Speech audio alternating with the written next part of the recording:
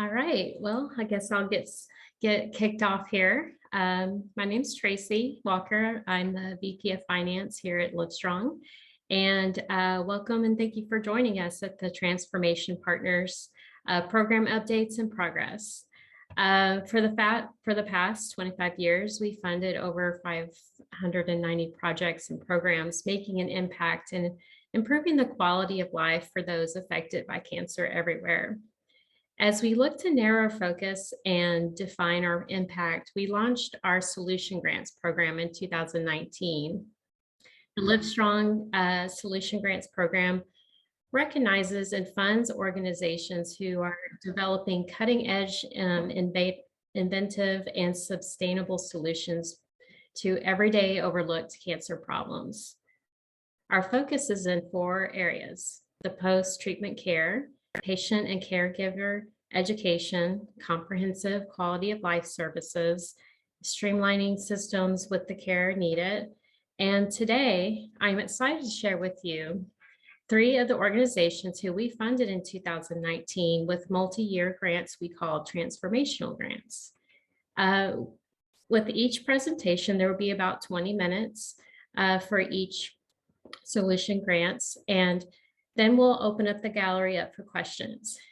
If you do have questions, please use the raise your hand tool located at the bottom, usually near the reactions, or you can just raise your hand and I'll call on you.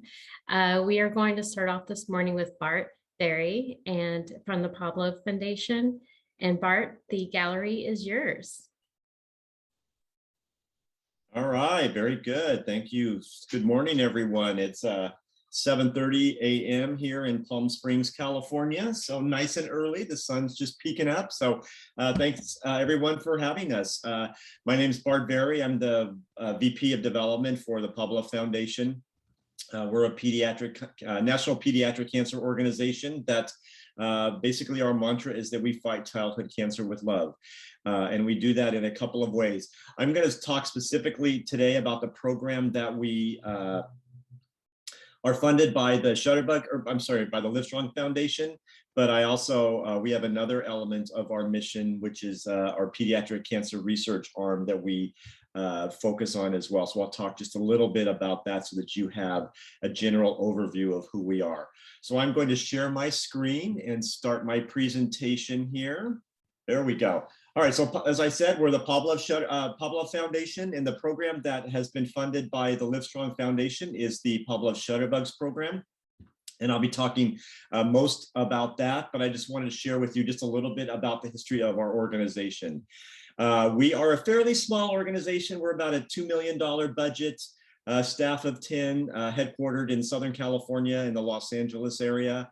And we were founded about a little over 10 years ago by a couple in the Los Angeles area who had a little boy by the name of Pablo, who was diagnosed with a very, very rare form of pediatric cancer called Wilms tumor.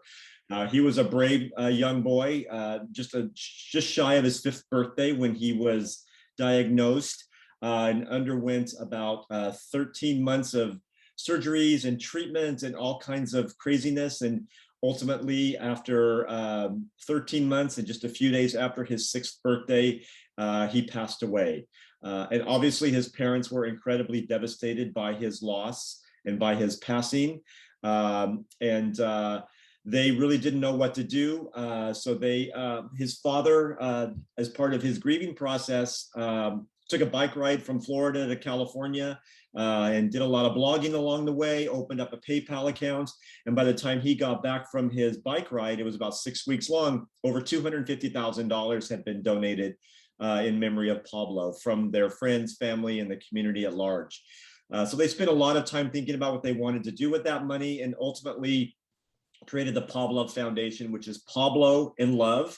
That's where the name comes from. And like I said, our vision is really to fight childhood cancer with love. And we do that in 2 ways. We call ourselves an art and science organization. The first part of our mission is to improve the lives of children living with cancer through the arts, which is our Shutterbugs program, and that's the one that's funded by Livestrong. And then we also invest in underfunded cutting-edge pediatric cancer research, which is what we call our Powered by Pablove program. That's not part of the Shutterbugs, I'm sorry, the Livestrong grant, but basically what we do is we provide $50,000 seed grants to innovative researchers who have sort of wacky, out-of-the-box ideas around rare forms of pediatric cancer research, and we give them the seed funding to get their projects started. So we sort of consider ourselves the venture capitalists of pediatric cancer research, and give those that have ideas around ways that they can cure pediatric cancer the opportunity to get their projects started. So that's our research arm. So I'm going to talk more specifically today about the arts arm of our organization. So Pablove's Shutterbugs is an arts education program where we teach kids with cancer the art of photography. It's as simple as that. Our goal is to really provide a distraction for kids who are undergoing cancer treatment or who are in remission and want to sort of get back into life. As we all know, kids who are diagnosed with cancer, that becomes their world, that becomes their life. Many are removed from school, many cannot interact with their friends, and they're just continually going to doctor's appointments and undergoing treatments and surgeries and things like that. So we provide an out-of-hospital experience for them to experience a little bit of love, joy, creativity, whatever you want to call it. And we basically allow them to become a kid again because they're dealing with some very, very grown-up issues. And our goal is really to increase the quality of life by bringing children living with cancer together to learn in a creative space outside of the hospital. And that's key to us. Is we know that there are lots of programs in the hospital for kids with cancer, but we want something that's outside of the hospital so that they can have somewhat of a normal life. We want them to develop a stronger sense of focus and self-esteem because many of these kids feel isolated. They feel their self-esteem is impacted in a pretty significant way, and we want to help them along those lines. We want to help them develop their creative sensibilities by working with professional photographers and educators. We don't consider this an arts therapy program. We consider this an arts education program. So our goal is really to teach them something. We foster a sense of accomplishment by engaging students in the creative process that, like most art forms, involves both rigor and fun. So we provide that fun experience, but we also give them assignments and we ask them to tell us how they're experiencing photography and how they're learning from that. We allow students to become a part of a community of learners and develop stronger peer relationships. We have really realized that their participation in this program and interacting with other kids who are undergoing cancer is really important to them and very impactful. And finally, we involve the larger community in celebrating the accomplishments of our students and foster a sense of awareness for our cause, which I'll get to in just a moment. We are a national organization. Obviously, the pandemic has thrown us for a loop and we have pivoted in a pretty significant way. But the crux of our model is that we are an in-person arts education program in 7 cities across the country. So right now we're in Seattle, San Francisco, Los Angeles on the West Coast, then in Houston and New Orleans in the South, and then Boston and New York City on the East Coast. Our typical model is an in-person, but obviously with COVID, we have had to adapt and we have pivoted and converted all of our programming to virtual. The way that we provide this experience for our students is through 4 means. The first one is an introductory course, and this is a 6-week photography program that's designed to engage them and teach them everything there is to know about photography. And this can be for kids who are in active treatment, and it could be for kids who are in remission, or any student basically who's been impacted by cancer can participate. We typically say our age range is 6 to 18, but we've had students as young as 4 and as old as 22. So we really don't discriminate along those lines. And we really allow anybody of any age to participate within means, of course.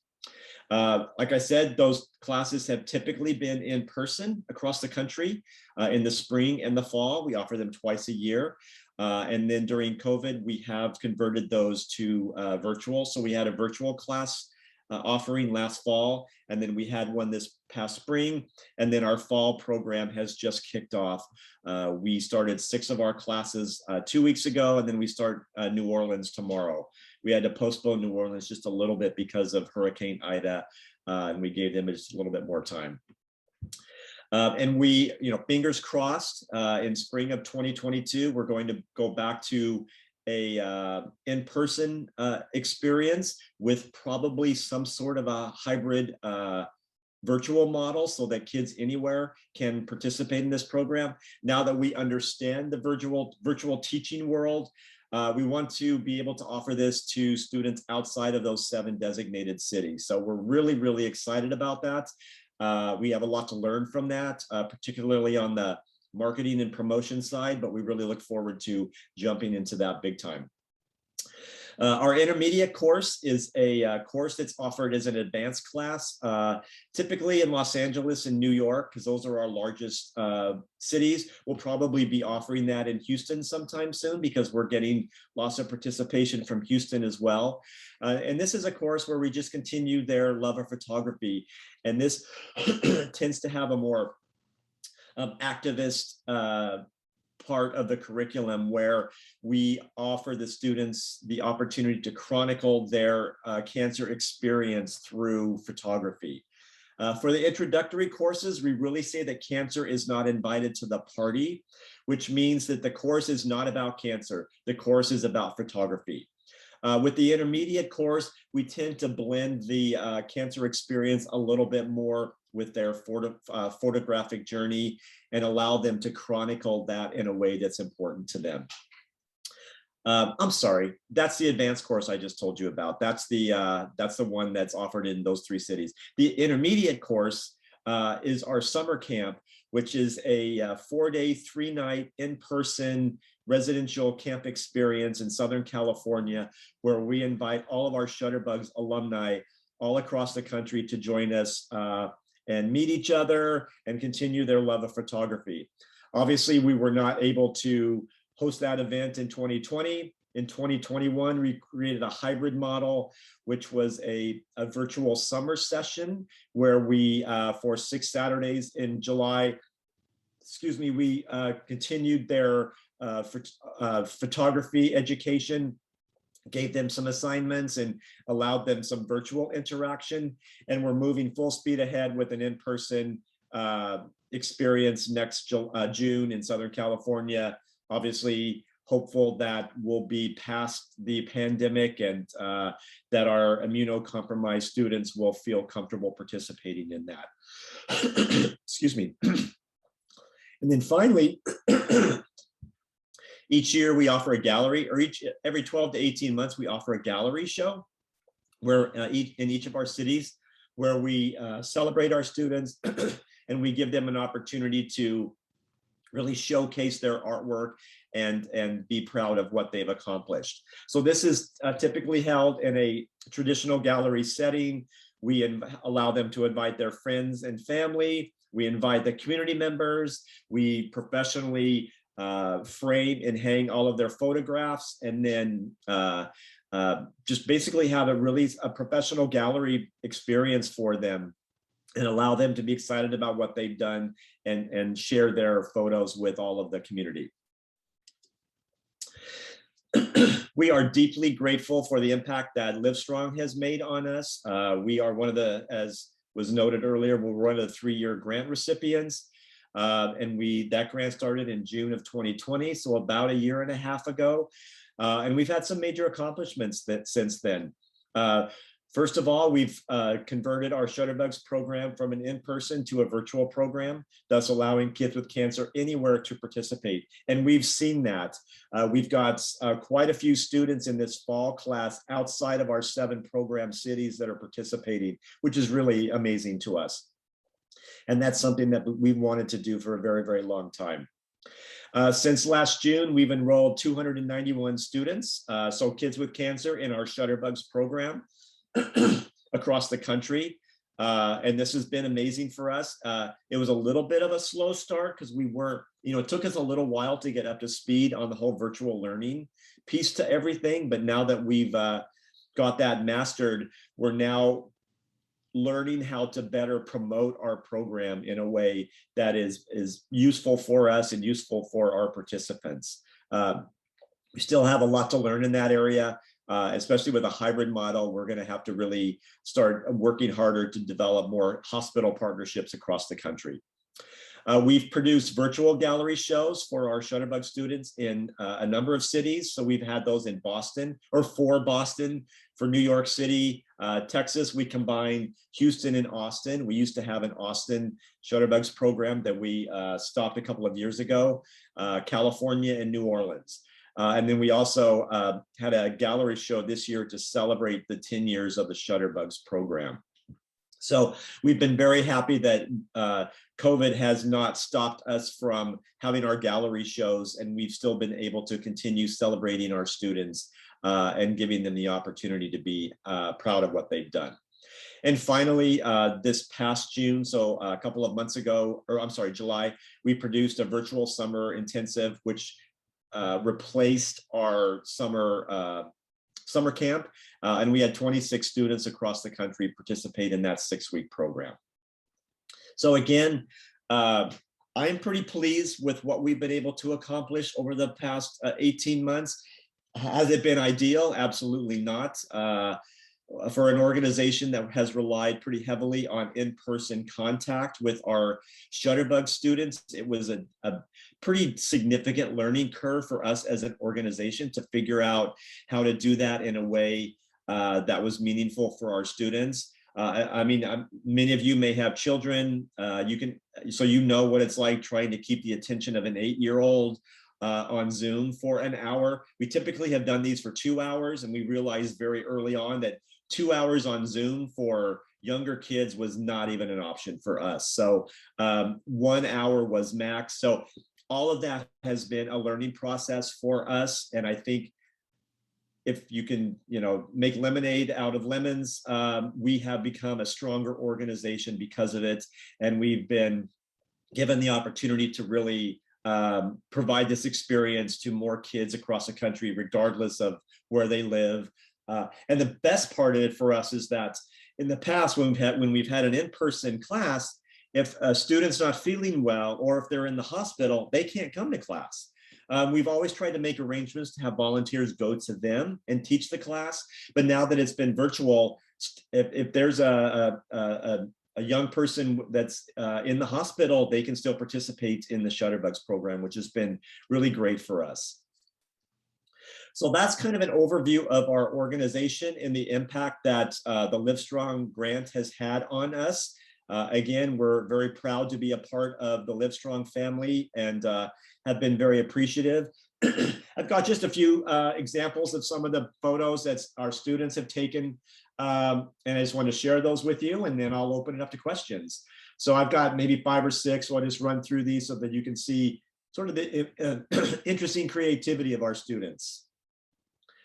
So this is obviously a young boy who loved cars. He's from Southern California. This is one of our favorites. It's just Kevin, a 6-year-old. He just basically took his little toy and buried it in the gravel. One of the assignments is a worm's eye view assignment where they have to get down on the ground and take a photo like they were a worm. So this was his interpretation of that. This is our most popular photo. It's our Krispy Kreme donuts box. Makes me hungry just looking at it. But this is one that we get lots of feedback on. This is Nadja, just sort of an introspective photograph that he took. Actually, I think it's a she. This is Jalen, beautiful sky shot here from her. This is Vivid Guitars, very, very colorful photograph, really, really beautifully shot by Sierra. And our last one is Up the Stairwell by Sujay. This is another one of our Southern California students. So again, black and white, just kind of using that interpretation of their photography. So I just want to share a few of those photographs with you so that you can see what comes from our program. And I am happy to open it up to questions. Thank you so much for sharing that. I just love those photos. Oh, thank you. I teared up watching the one with the superhero because I have a little boy who's all grown up now. And Oh, okay. I love that. That's great. So do we have any questions for Bart before we move on to the next program? Oh, yes, Scott. What would you like to ask? Well, I really enjoyed that sampling of the photos, and I wondered if more of the virtual galleries were open either to the public or to your supporters. Absolutely. Our next virtual show will be for our Seattle students. It's on December 2nd, right? I think that's right, December 2nd. We're in the planning process for that right now, so I'll make sure that the Livestrong folks have that information and they can share it. Yeah, anybody can participate. They're free of charge. We encourage that. They're about 20 minutes long, 25 minutes long, so they're super short. We basically have a couple of speakers. We have this really great software that we have found that's sort of a virtual gallery. So it's like you're walking through a gallery and the photos are hung on the wall. It's really, really very impressive. And then we give the people the opportunity to purchase anything that they would like. So that's December 2nd. You can put it on your calendars and I'll make sure that the Livestrong folks have that information. Yeah, thank you. Yeah, we'll certainly share that with our constituents. Great, thank you. Thank you so much. Well, if there's no more questions, I guess I will pass it over to Zena Marcel. She's with Vital Hearts, and I'm excited to see what she has to share with us today. Thank you, Tracy. And that was so touching, Bart, those photos. Wow. Hulk, oh, I can feel that. Yeah.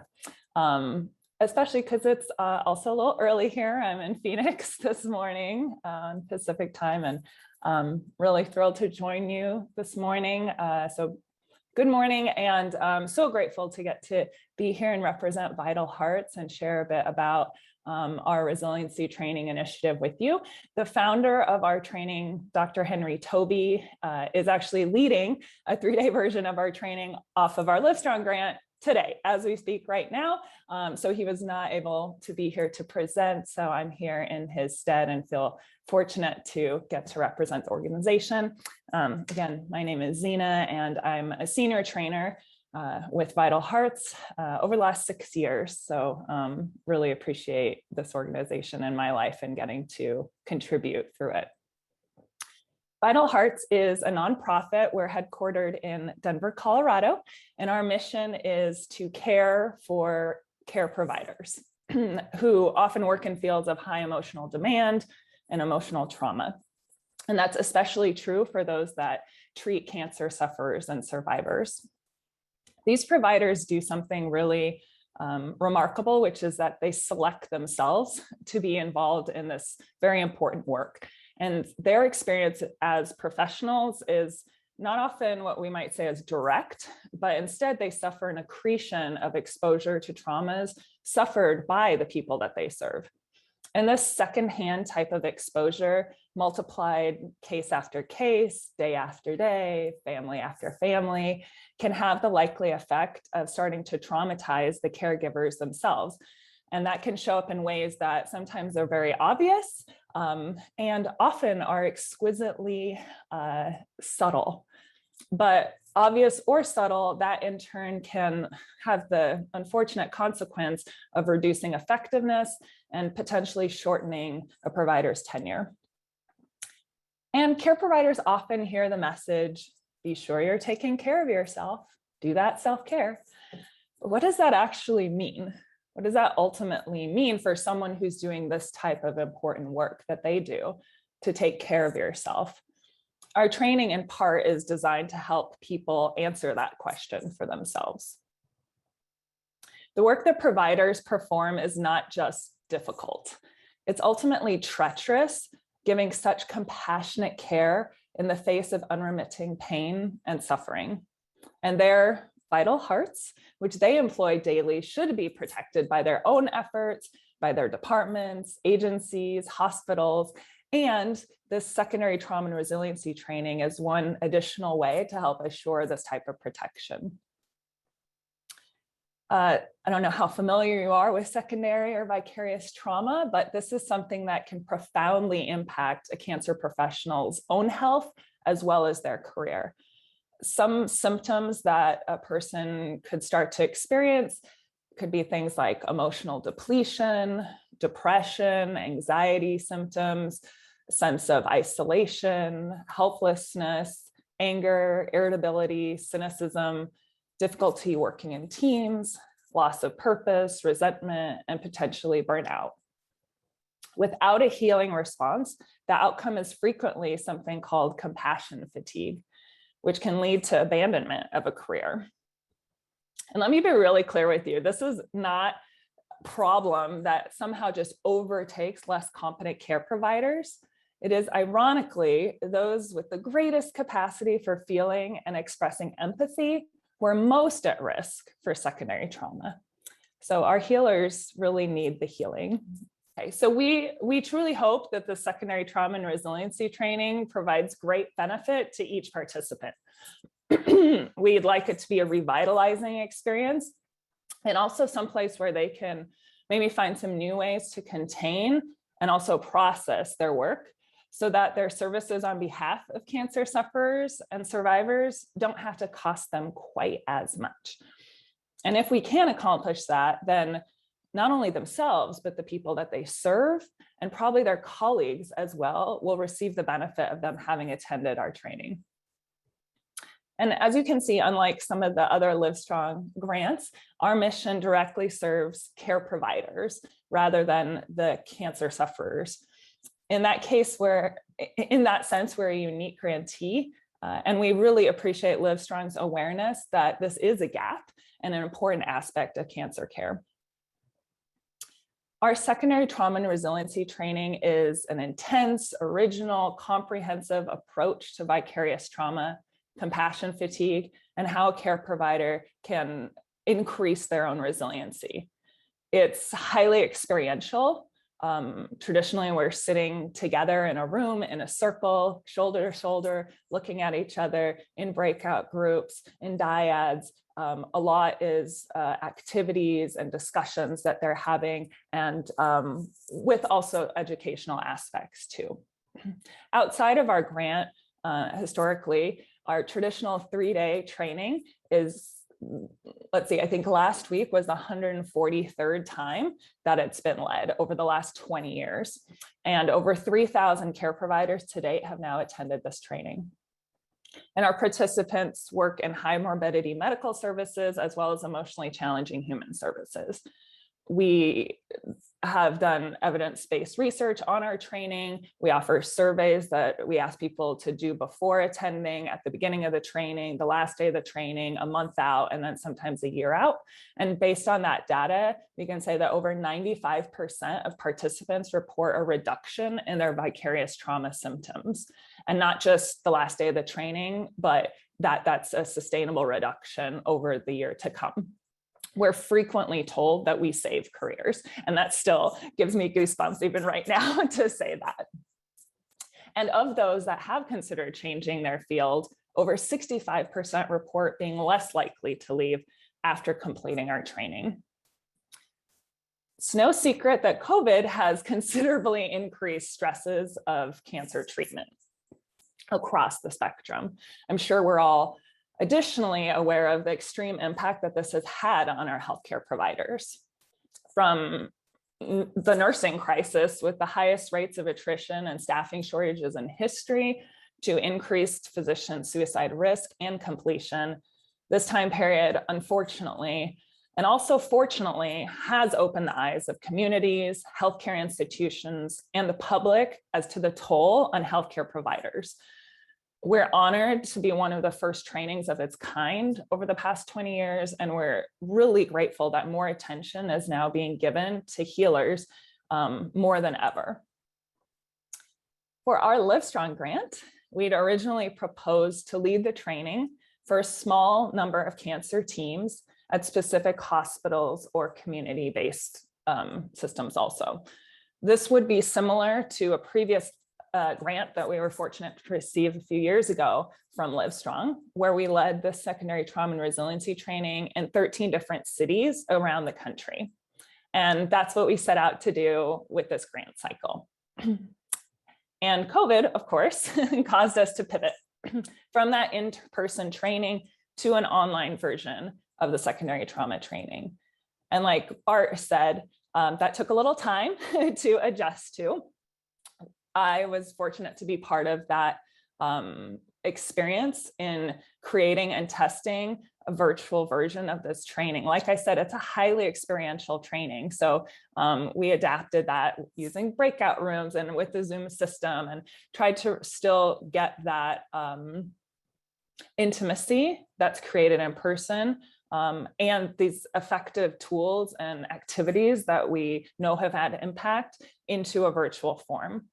We also tested 4 different formats in terms of the training schedule itself. Would it be better, instead of 3 days in a row, to break that up into 10 weeks, smaller chunks? We tried that. We tried a 5-week version. We tried 4 different styles. And as people got more used to Zoom and all of this, we landed on a 3-day format that's spread over 3 weeks. So like the training that they're leading today, this is the 2nd day of those 3 Fridays. And we do those on different days of the weeks to accommodate different people's schedules. So instead of our grant now involving a few cancer treatment teams where we would deliver the training, we've been able to welcome treatment providers, both clinical and community support agencies from anywhere across the country to attend each training. This has been a remarkable advantage of this online version that we never would have anticipated. We are in a 2-year grant cycle, and fortunate for that, and we're about midway through that at this point. We've had more than 22 states represented at our trainings. Okay, and honestly, we probably have participants from more states at this point, but every time someone from a new organization attends our training, they recommend it to their colleagues at that organization or other people they used to work with in their city. And so we have repeat attendees at the next opportunity that they can. And this means that every training will not be led, of course, for one organization, which sometimes is difficult to do also, for them to send a group from an organization for 3 days. But instead now we have this amalgam of professionals representing up to 20 different organizations, because we have usually 20 participants in a training, and potentially 20 states too in one training. What that immediately lets the participants of a training experience is something that can't just be talked about, but felt, which is that vicarious trauma experienced individually and in their organization is the same experience shared by everyone doing this important work. And again, that might be something that is understood in the abstract, but to actually be in the space where they're sharing with other professionals that they come to know over the training has a whole different level of awareness to it. That normalization value cannot be understated, as well as offering a space where they can collaborate with each other and support new ways of thinking cross-institutionally. So I'm going to share one slide with you today just to give you a view of the impact so far that we've had. So here you can see the multiple places that we've had somebody attend from, at least one person attend from, and all the different states associated. You can see this is from large hospital institutions like Centura, medical universities, Yale, right? And also community organizations like Gilda's Club. So the impact of this, right? And each person being able to go back out into their community is bigger than we ever could have thought, and an odd benefit of COVID. So the more resilient providers we have across the country, the better care they provide and the better health outcomes they produce. We've had a far larger impact through the leading of this training online than we thought possible. We've completed the first year of the grant, and in the second year of the grant, this training this very week is our 6th time leading the training. And there's a big multiplier effect because we host about 20 providers in a training, like I mentioned, and we're going to lead this training 9 times over our 2-year grant. And that means literally thousands of cancer sufferers, survivors, their families are going to be treated by providers that have had this opportunity to receive this training. And that's just on the patient level. At the institutional level, we help hospitals and community agencies retain the expertise of their staff, which is now more than ever an important thing. And our training honors the people who've dedicated their professional lives to serving those suffering cancer. We think that everyone who treats cancer at every level deserves the support and resources that a training like this can provide. I'd like to share a couple quotes with you from some of our participants that I particularly favor. So one of my favorite quotes is this one.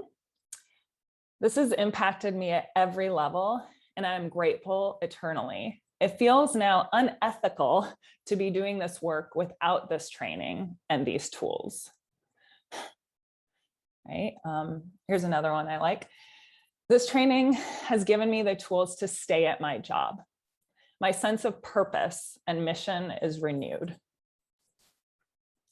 And one final quote I'll share. "This training was very powerful. It's the most intense training I've had to attend. It touched a deep place in me. It will touch my work because how it touched me." This training is not for the faint of heart.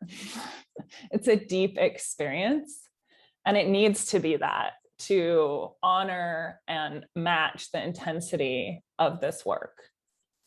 And you can see that from these quotes because we went so deep and they went on the ride with us. They received the impact and are able to go back into their communities and serve. So we believe what Vital Hearts has to offer is crucial. We only wish that we could offer these every week and maybe in a future grant, wink, wink. But what we wish to do in the future could be, I have 2 points I'd like to share with you about our future vision. One is that we'd absolutely love to keep offering the secondary trauma and resiliency training to more cancer treatment providers around the country. And that goes beyond the completion of this grant. And we'd also like to be able to train and certify other instructors to provide the secondary trauma and resiliency training at a number of hospitals and community organizations around the country so that they, with Vital Hearts support, can lead this training for more of their people rather than just being dependent on us and our direct trainers. So that's part of our vision going forward. So once again, we'd like to thank Livestrong particularly for this opportunity to extend our work nationally and support so many people in the oncology field. And thank you for letting us be part of this event today and connect to others doing various versions of this important work as well. There's so many ways to support this community and the cause, and we're grateful to be doing our part in this. So thank you, and open it up to questions. Thank you, Zena. I've really enjoyed hearing your update. And yes, I'm so glad that you are one of the grantees that we are able to support. And just, you know, so y'all know when you go later into the sessions, you might see someone named Kim Castro. She is the one that leads the, she answers the phones for people who need support and guidance. And that third quote was exactly what she was saying, was that, you know, this has really changed the way that she works and puts in her heart and soul into her job. And it does continue, you know, to help her renew so that she's fresh the next day. So I just thank you for that, because, because every day after her training, I mean, she was just amazed by what you guys were teaching. So thank you so much. And so, yeah, if you see Kim later, I mean, that's her. She's the one that every day she's helping people. So Thank you so much. Wow. Yeah. And thank you for sharing that. I mean, that again, that like my heart is just like, oh, yes, that's why we get to do this, and are so grateful for this grant to be able to serve in this way. Yeah, thank you. And so does anyone have any questions for Zena? Yes, Scott. Hi, Scott. Hey, Zena, I really felt your comment about the care providers who have the most empathy, most needing your training. Yeah. And it triggered a thought, just that not all care providers seem to be able to show the same amount of empathy. And I wondered if what you thought about that, if there's any portion of your training that applies to how to demonstrate empathy, or just how it applies to your work. Yeah. Oh, such a good question. Yeah. Thank you, Scott, for this. So a couple of things. Sometimes we have providers that started with a great deal of empathy, and then through their work and as a symptom of compassion fatigue, they start to what we call depersonalize. So the gap between their ability to feel and express that gets farther and farther away. Obviously that's difficult then for the people they serve, the community, and themselves also. I almost feel like it's like an icing up, so that's definitely something we talk about in terms of how to recover from that, how to kind of melt that a bit and find what we call a more, rather than depersonal, or non-personal style where there's, we still feel, but with a little bit of space. Because the other side is that hyper-personal where we are so connected to it, right? So yes, that's a whole unit actually of our training. We have 10 units. That's one of them. We also discuss empathy versus compassion and the difference there. Which is actually crucial. We use those synonymously culturally, but there's a big difference in the feeling of that. Again, from fully being in our empathy to like, I'm me, you're you, there's a little bit of space and we can be in this together, and how much more sustainable that is. So, and for people that maybe come in really guarded, right, and not as in touch with their empathy, how they can start to, again, find bits of humanity in themselves and with others. So it really depends where that's coming from and why. But mostly we see that actually as a symptom of what the provider experiences over time. Most people do come in with a certain amount of empathy, I would say, and then kind of contract over time, potentially. Yeah. So we have at least 2 of the 10 units directly looking at that, because yeah, it's very visible to us and everyone. Did that help answer that a bit? Yeah. Yeah, you're welcome. Yes, thank you. Yeah, so important. Well, it truly is amazing. I've seen it firsthand, also having cancer in my family. And I just wish we knew about this when we were going through that. But thank you for all that you do. And yeah. Thank you for joining us today. You're so welcome. And again, such an honor. And, I wish just personally outside of all of this, that this, I know medical school, and regardless for what field you're in the healthcare system, they're packing so much into such a short amount of time and trying to get people out there to, start their important work. And my wish is that this could be something that could be provided in school as well, some aspects of this preventatively as well. So, yeah. So thank you all. Thank you so much. Well, I guess if there's no more questions, I could move on